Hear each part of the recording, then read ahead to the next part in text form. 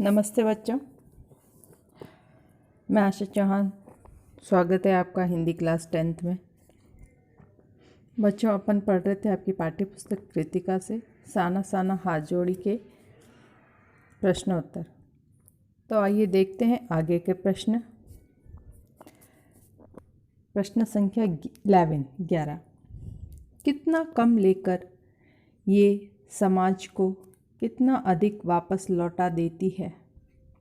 इस कथन के आधार पर स्पष्ट करें कि आम जनता की देश की आर्थिक प्रगति में क्या भूमिका है। अथवा प्रश्न और है उत्तर। लेखिका ने ये कथन उन पहाड़ी श्रमिक महिलाओं के विषय में कहा है जो पीठ पर बंदी डोकों में अपने बच्चों को संभालते हुए कठोर परिश्रम करती हैं। ऐसा ही दृश्य वह प्लामू और गुमला के जंगलों में देख चुकी थी, जहां बच्चों को पीठ पर बांधे पत्तों की तलाश में आदिवासी औरतें वन वन डोलती फिरती हैं। उसे लगा ये सुंदरियां बेकार सामग्री का सदुपयोग कर कितना कम लेकर समाज को बहुत अधिक लौटा देती है और मेहनत करके धन उपार्जन भी करती है। यह बात हमारे देश की आम जनता पर भी लागू होती है, जो श्रमिक कठोर परिश्रम करके सड़कों, पुलों, रेलवे लाइनों का निर्माण करते हैं, खेतों में कड़ी मेहनत करके अन्न उपजाते हैं। उनके बदले में उन्हें बहुत कम मजदूरी मिलती है, लेकिन उनका ये श्रम देश की प्रगति में बहुत ही सहायक होता है। वे कम प्रतिदान पाकर भी देश के विकास में अधिक योगदान देते हैं। अगला प्रश्न संख्या 12। आज की पीढ़ी द्वारा प्रगति के साथ किस तरह का खिलवाड़ किया जा रहा है, इसे रोकने में आपकी क्या भूमिका होनी चाहिए। उत्तर है, आज की पीढ़ी स्वार्थपरक हो गई है। वह प्रकृति के साथ अनेक प्रकार से खिलवाड़ कर रही है। मनुष्य अपने लाभ के लिए वृक्षों की अंधाधुंध कटाई कर रहा है, जिसमें वन समाप्त होते जा रहे हैं। वनों की समाप्ति के कारण जीव जंतु भी समाप्त हो रहे हैं। कुछ पशु पक्षी की प्रजातियां भी तो विलुप्त हो चुकी है। मनुष्य द्वारा नदियों के जल को दूषित करने तथा पानी का गलत प्रयोग करने में से कई स्थानों पर पानी की कमी तथा जल जीवों की संख्या में ह्रास हो रहा है। दिनों दिन पेयजल का संकट गहराता जा रहा है। मनुष्य पहाड़ों को पर्यटन स्थल बनाकर वहाँ पर प्रदूषण फैला रहा है, जिससे प्राकृतिक प्रक्रियाएं जैसे बर्फ़ का गिरना कम होता जा रहा है। स्थान स्थान पर पहाड़ों के जल को एकत्रित करके पर्यटन स्थल बना दिए गए हैं। इन सभी कारणों से प्रदूषण में वृद्धि हुई है। इसे रोकने के लिए गंभीर उपाय करने आवश्यक हैं, जैसे प्रत्येक व्यक्ति पेड़ लगाए और बच्चों की तरह उसकी देखभाल करे। प्रकृति की सुरक्षा हेतु आवश्यक है कि हम नदियों में कूड़ा करकट न डालें, अधिक पर्यटन स्थल न बनाएं, सतत विकास की अवधारणा का अनुपालन करते हुए प्राकृतिक संसाधनों का उपयोग करें। अगला प्रश्न संख्या 13। प्रदूषण के कारण स्नोफॉल में कमी का जिक्र किया गया है। प्रदूषण के और कौन कौन से दुष्परिणाम सामने आए हैं, लिखिए। तो उत्तर है, प्रदूषण के न सिर्फ स्नोफॉल कम हो गया है, बल्कि वातावरण में और भी अनेक प्रतिकूल परिवर्तन आते जा रहे हैं। इससे नदियों का जल प्रदूषित हो रहा है और जल प्रवाह की मात्रा कम हो रही है। भूमिगत जल का स्तर गिरता जा रहा है, जिसके फलस्वरूप पीने योग्य पानी की कमी सामने आ रही है।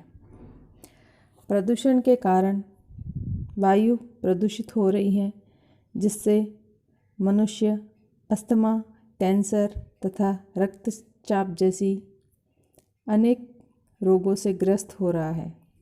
ध्वनि प्रदूषण से शांति भंग होती है।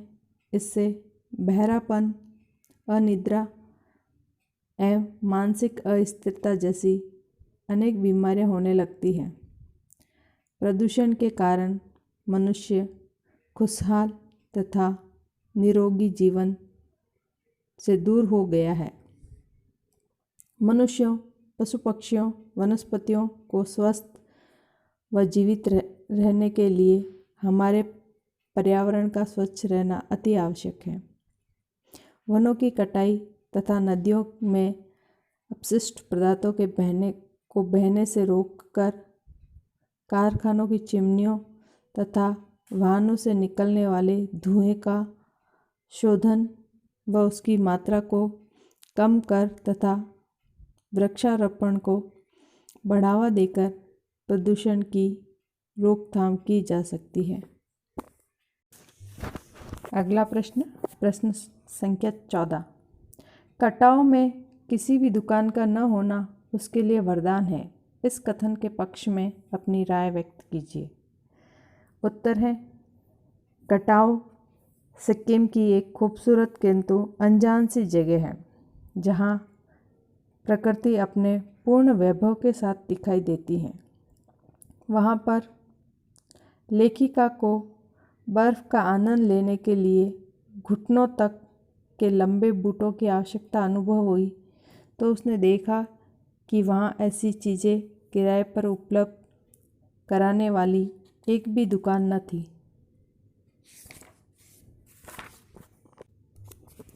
तब लेखिका ने सोचा कि कटाव में किसी दुकान का न होना भी वहाँ के लिए वरदान है, क्योंकि अभी तक ये पर्यटन स्थल नहीं बना है।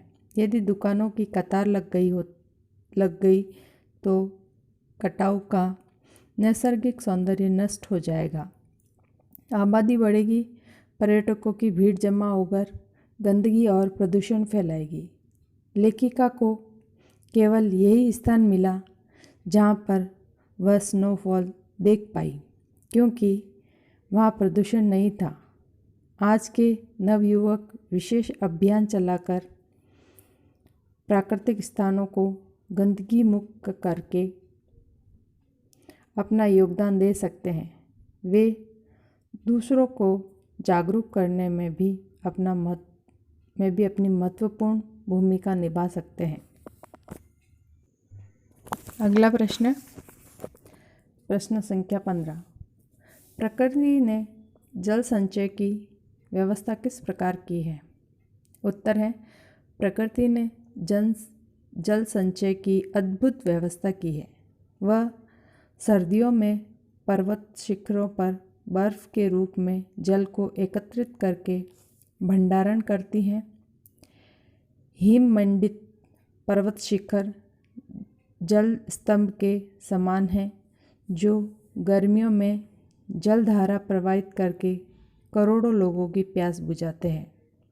नदियों के रूप में बहती ये जलधारा अपने किनारे बसे शहरों, नगरों, गांवों में जल संसाधन के रूप में तथा नहरों के द्वारा एक विस्तृत क्षेत्र में सिंचाई करती है और अंततः सागर में जाकर मिल जाती है।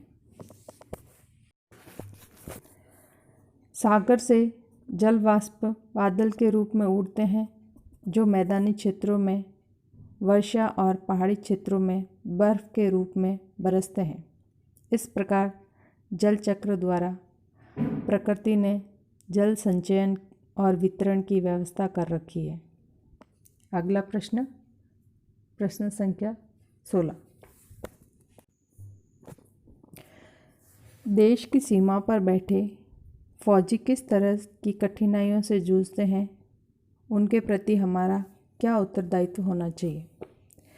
देश की सीमा पर बैठे फौजी प्रकृति के प्रकोप को सहन करते हैं। देश की सीमा पर जहां तापमान 0 से 15-20 डिग्री सेल्सियस नीचे होता है, वहां कड़कड़ाती ठंड में भी वे पहरा देते हैं, जबकि हम वहां 5 मिनट भी नहीं रुक सकते। वे गर्मी सर्दी में भी प्रकृति का प्रकोप सहन कर सीमा पर डटे रहते हैं ताकि हम चैन की नींद सो सकें। ये जवान हर समय अपनी जान हथेली पर रखकर तूफानों के बीच भूखे प्यासे रहकर अपना कर्तव्य निभाते हैं। देश के रक्षक इन फौजियों के प्रति हमारा दायित्व है कि हम उनके प्रति स्नेह तथा सम्मान का भाव रखते हुए उन्हें हर प्रकार की सहायता दें। उनके परिवारों को किसी प्रकार का कष्ट या अभाव न हो, उनके बच्चों की शिक्षा ठीक प्रकार से हो, इस प्रकार का ध्यान रखना हमारा भी दायित्व होना चाहिए। साथ ही हमें सदा उनकी सलामती की दुआ करनी चाहिए। ठीक है बच्चों, आज के लिए इतना ही। मिलते हैं आगे। ओके।